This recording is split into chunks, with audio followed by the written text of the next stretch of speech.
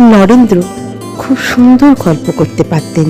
তার কথা এবং ব্যক্তিত্বের এমন আকর্ষণ ছিল যে তিনি গল্প আরম্ভ করলে সবাই সব কাজ ভুলে তার কথাই শুনত।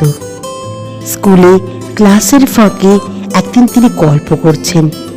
গল্প এত জমে গেছে যে শিক্ষক এসে পড়াতে শুরু করলেও সকলে পড়ার দিকে মন না দিয়ে তার কথাই শুনছে।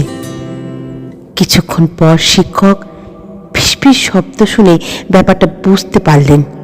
বিরক্ত হয়ে তিনি এক এক করে সবাইকে পরীক্ষা করলেন তিনি যা পড়াচ্ছিলেন তারা তা শুনছে কিনা।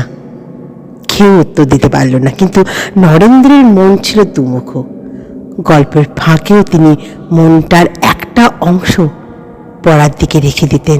তাই শিক্ষক যখন নরেন্দ্রনাথকে পড়ার জিজ্ঞাসা করলেন, নরেন্দ্র নির্ভুল উত্তর দিলেন।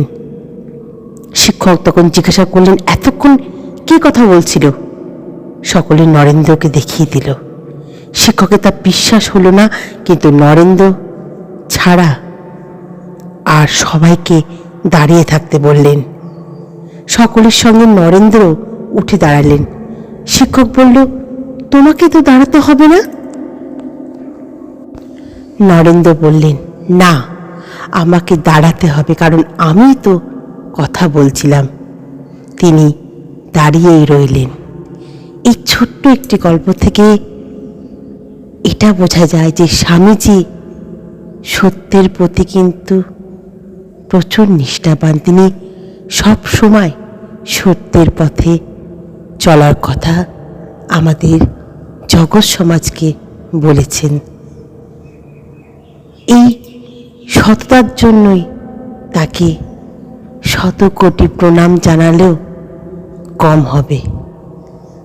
এই ছোট্ট একটি গল্প থেকে আমরা এটাই শিক্ষা পাই যে সত্যই সব থেকে বড় কথা, সত্যের উপরে কিচ্ছু হয় না। গল্পটি কেমন লাগলো অবশ্যই কমেন্ট বক্সে জানাবেন।